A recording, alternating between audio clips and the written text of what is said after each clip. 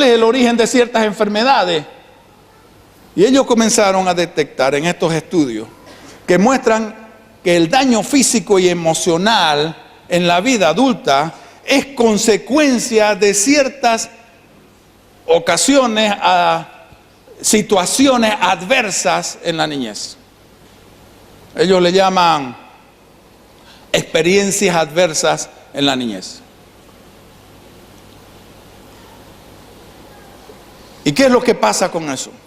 Padres violentos, niños criados con padres violentos, niños criados con padres ausentes, padres divorciados, padres adictos al alcohol, padres adictos a las drogas, padres adictos al cigarro, padres adictos a tomar antidepresivos, padres con montonera de esos problemas, que inclusive padres que en algún momento fueron a la cárcel por X o Z motivo, cualquier sea el motivo, muchas veces justamente o injustamente hay una consecuencia, es considerado una experiencia adversa en tu niñez. Y eso dispara los índices de enfermedades del corazón, pulmón, cáncer, adicciones al alcohol, a la droga, a la depresión y al suicidio. Estos son los datos. Desgraciadamente tenemos que cambiar el rumbo porque en Estados Unidos, y no creo que acá sea diferente, el 67% de la población tiene por lo menos un evento de una experiencia adversa en la niñez. Y 1 de cada 8, en ese estudio, 1 de cada 8 tiene al menos 4 o más experiencias adversas en la niñez. Y ellos tienen un test para verificar eso. Esa relación de experiencias adversas en la niñez y la salud es que mientras más número de experiencias adversas en tu niñez, más tiendes a tener enfermedades.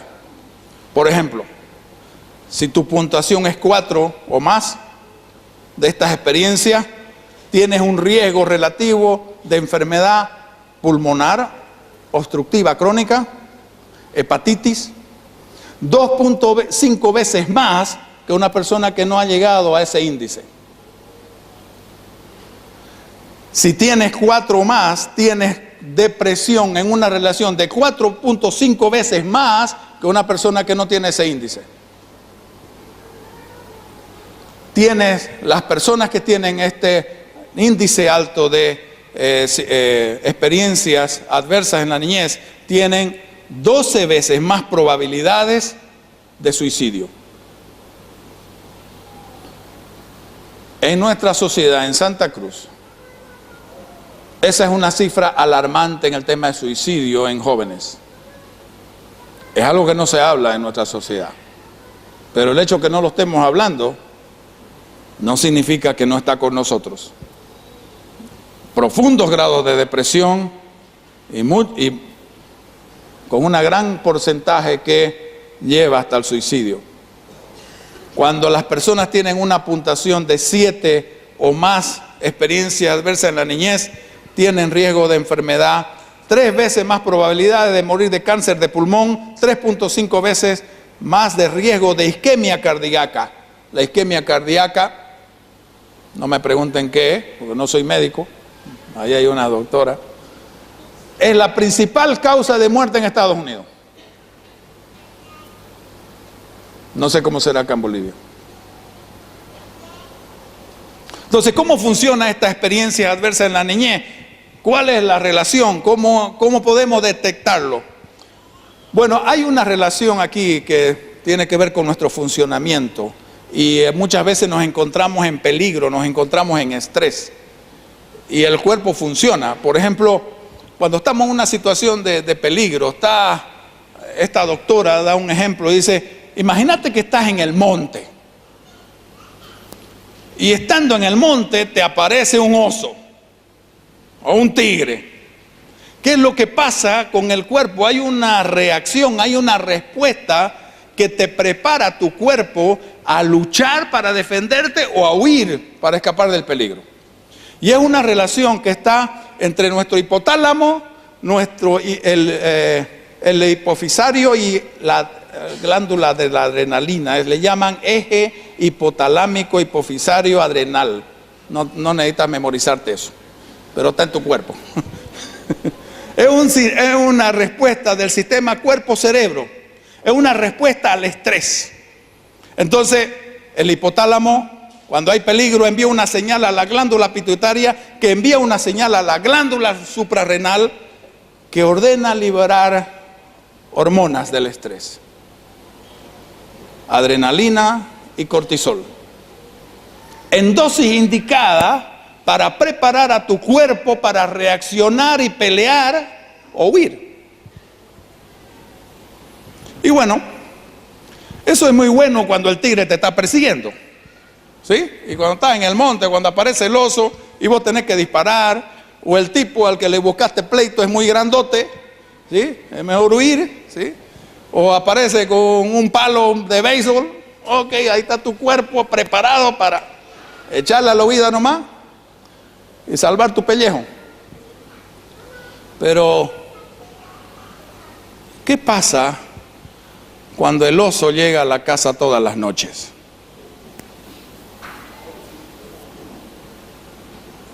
¿Qué pasa cuando llega las 5, 6, 7 de la tarde, 7 de la noche, y tu cuerpo de pequeño, 4, 5 años, 8 años, 10 años, comienza a sentir que el oso está llegando? Automáticamente este eje comienza a funcionar. Sin que el niño o la niña lo piense. Simplemente un estado de estrés. Está llegando el oso. Voy a estar en peligro. Va a comenzar lo que empieza todos los días. Y el cuerpo comienza a segregar esas cosas que en pequeñas dosis son buenas para prepararnos, para luchar o para huir. Pero nos intoxica cuando lo recibimos en exceso todos los días de nuestra vida, mientras nuestro cuerpo y nuestro cerebro y nuestras emociones van desarrollándose. Y por eso ese exceso, esa intoxicación de tu mismo cuerpo, del mismo cuerpo del niño o de la niña, lo lleva a enfermedades físicas o enfermedades mentales o emocionales.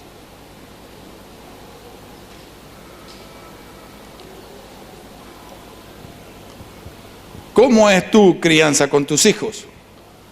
¿Vos sos el oso que llega todas las noches con violencia, con maltrato, con un genio que nadie te soporta? Vos sos el que está generando en tu hijo o en tu hija esa secreción hormonal de adrenalina y cortisol que lo está envenenando todos los días. Van a haber consecuencias en la autoestima, en la depresión, emocionalmente, físicamente. Eso no es educación. Eso no es criar a los hijos en disciplina.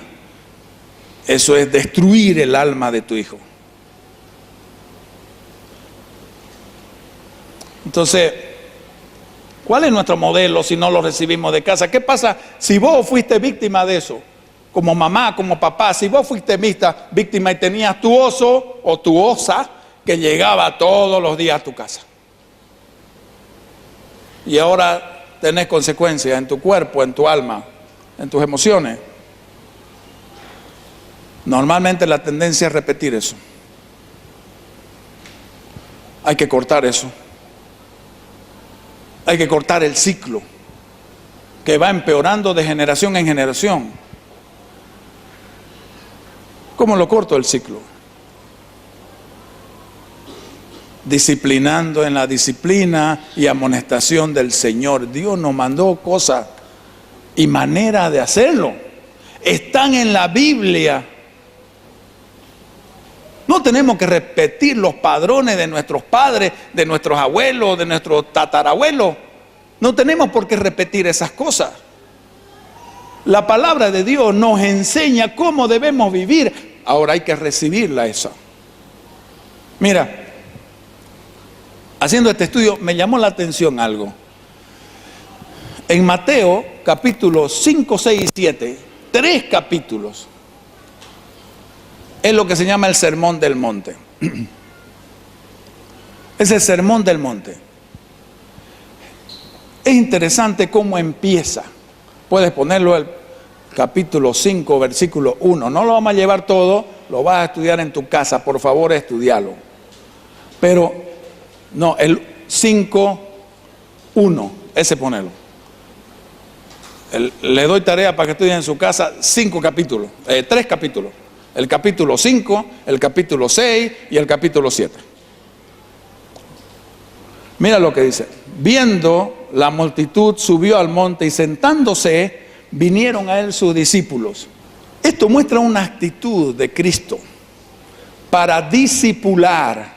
Y la paternidad es un discipulado. Nosotros, papás, somos los que debemos discipular a nuestro hijo. Debemos ser sus tutores, sus entrenadores. Y aquí hay una actitud para hacer eso. Sentándose, calmándose de todas las cosas que tenía que hacer y que venía haciendo, tomó un respiro, y fue un respiro largo, tuvieron toda la tarde. ¿Para qué? Para permitir que los discípulos vengan a él. Malaquías, cuando termina el Antiguo Testamento, no, si quieres póngalo ahí, Malaquías termina el último versículo diciendo: Él hará volver el corazón de los padres hacia los hijos y el corazón de los hijos a los padres, como consecuencia de que papá abrió su corazón a sus hijos. Entonces Jesús se sienta en paciencia, abre su corazón para que los discípulos vengan a él a aprender. Y descubrí algo. Creo, no sé si he contado bien o mal, pero me puse 25 áreas de la vida Jesús enseñó en el Sermón del Monte aproximadamente. 25 áreas de la vida en esos 3 capítulos. Sé que están resumidos ahí. De ahí se deriva mucho de los principios en el Nuevo Testamento, mucho de las enseñanzas de Pablo, de Pedro en las cartas. Esa es la columna vertebral de la doctrina de nuestro Señor. Y enseñándoles, ¿qué les enseñó? A ser gozosos a través de nuestras actitudes, a gozarnos en nuestras actitudes, a ser bienaventurados en función de nuestras actitudes y nuestro comportamiento, a ser ejemplos de vida, para hacer sal y luz, a ser respetuosos y cumplir de la ley y cumplir la ley. Nos enseñó acerca de la ira, del adulterio, del divorcio, nos enseñó a no jurar, nos enseñó a amar a todos, aún a nuestros propios enemigos, a ser dadores y no ser avaros, tacaños. Nos enseñó a orar, a ayunar, nos enseñó a entender la esfera espiritual, nos enseñó de finanzas, a cómo manejar las riquezas, enseñó a no afanarse con los problemas y a cómo salir de ellos, nos enseñó a no jugar a los demás, a cómo pedir a Dios y cómo relacionarnos con los demás. Nos enseñó a cómo cuidarnos de los falsos maestros y de los falsos profetas y cómo obedecer a Dios. Nos enseñó a cómo edificar los verdaderos cimientos en nuestra vida. He contado 25 áreas, posiblemente haya más. ¿En qué áreas te sientas y abres tu corazón y enseñas a tus hijos? ¿En qué área? ¿De qué habla con tus hijos? ¿De fútbol? ¿De que si Boca le va a ganar a River? Bueno, eso no está mal. Mejor que Blooming le gane a Oriente. Pero eso no es importante. Eso no es importante para nada.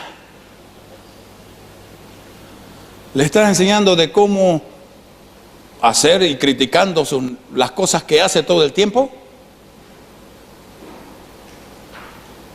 eso daña su corazón. Eso no es una corrección a la manera de Dios. ¿De qué área estás hablando con tus hijos? ¿De qué sos su tutor, su entrenador? Hay mucho para enseñar. Hay mucho. Posiblemente vos como papá, yo como papá, como mamá, no sabemos muchísimas cosas, con seguridad. Por eso debemos dar tiempo para capacitarnos en ello, para poder guiar a nuestros hijos de una manera correcta.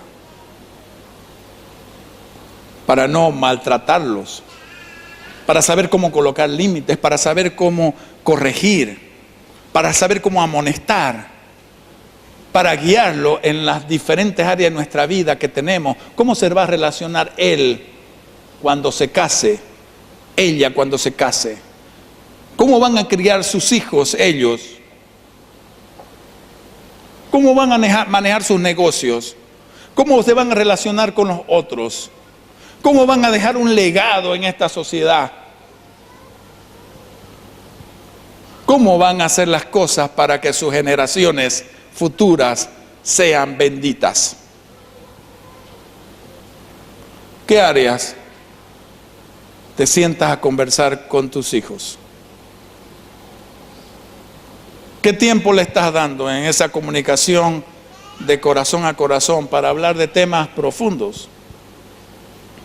Temas del ser interior. Dios espera que como padres hagamos las cosas bien, disciplinamos de manera correcta, la manera de Dios, así como Él nos disciplina. Y esto, te quiero decir que no es un tema de que de aquí salgamos todos nosotros condenados a azotarnos con alambre de púa. Porque hay algunas personas que tienen esa tendencia, ni modo, ahora me voy a azotar con alambre de púa. No, no es para eso. Porque Dios no nos condena. A ver, ponelo por ahí, Juan 3:17. Ponelo ahí en la pantalla. El Evangelio de San Juan 3:17. Te voy a mostrar cómo es Cristo con nosotros. No nos manda al infierno ahorita.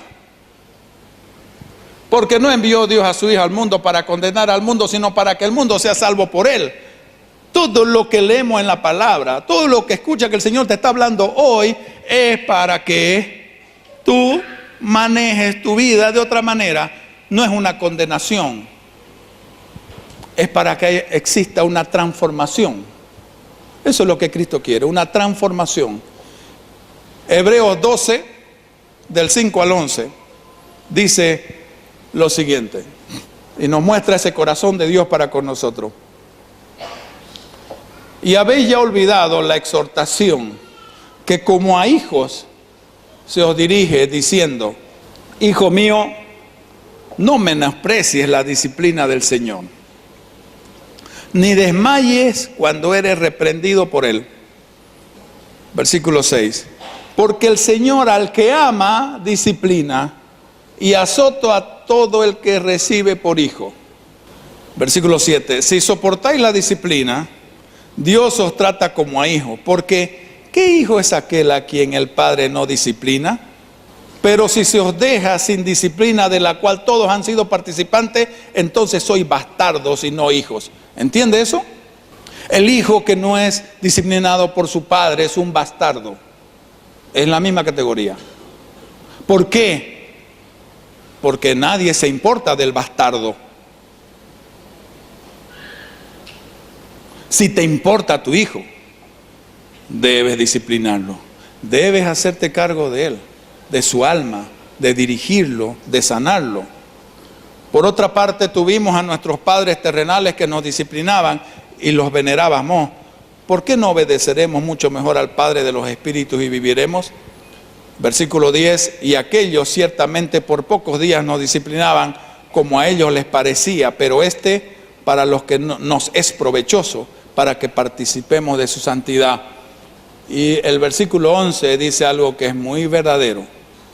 Es verdad que ninguna disciplina al presente parece ser causa de gozo. A nadie le gusta que lo disciplinen. Todos queremos hacer lo que nos da la gana. Todos. Pero el hacer lo que nos da la gana sin ningún límite, sin ninguna corrección, no nos lleva a una buena vida. La disciplina y la corrección nos lleva a una buena vida. Y dice, sino de tristeza cuando no hay esa disciplina, pero después, es verdad que ninguna disciplina al presente parece ser causa de gozo, sino de tristeza, pero después da fruto apacible de justicia a los que en ella han sido ejercitados.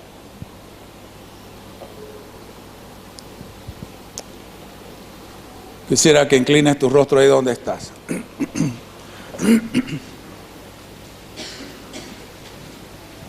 Y simplemente medita, si sos papá, si sos mamá, primera cosa, ¿qué sucedió entre tu papá y tu mamá y vos? ¿Tu papá o tu mamá era el oso? ¿Tu papá o tu mamá no dio importancia a tu disciplina? ¿Tu papá o tu mamá nunca te puso límites?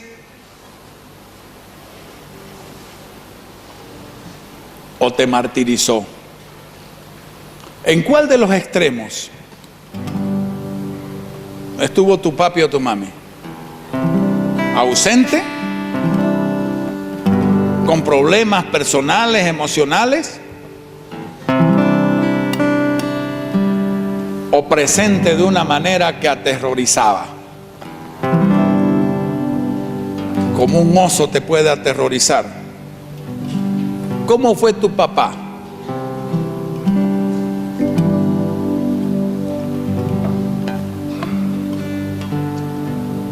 Cualquiera de estas cosas, simplemente pídele al Espíritu Santo de Dios que te dé la capacidad de perdonar. Suéltate, porque si no has perdonado a tu papá y a tu mamá, estás amarrado a ellos, aun si están muertos. Sigues amarrado emocionalmente. Si no has perdonado a tu papá y a tu mamá, estás repitiendo y vas a seguir repitiendo el mismo padrón de comportamiento. Es una cadena de maldición generacional lo que te está pasando. Y estás traspasando a tus hijos, y tus hijos lo van a pasar a sus hijos. Dios no quiere eso. Dios quiere que eso se acabe ya, ahora. Pídele al Señor. Pídele al Señor que te coloque el deseo de perdonar. Y decide perdonar. El perdón no es un sentimiento, es una decisión, así como el amar. Cualquiera de las dos cunetas que te daban tus padres, perdónalos. Y si tienes hijos, comienza a meditar en tu corazón. ¿Cómo estoy haciéndolo yo? Si has cometido errores con tus hijos, en cualquiera de las dos cunetas, pídele perdón a Dios. Él te va a perdonar. Y luego, en el momento preciso, pídele perdón a tus hijos. Debes pedirle perdón a tus hijos para sanar su corazón. Permite que el Espíritu Santo te hable ahora. No escuches mis palabras, escucha al Espíritu de Dios.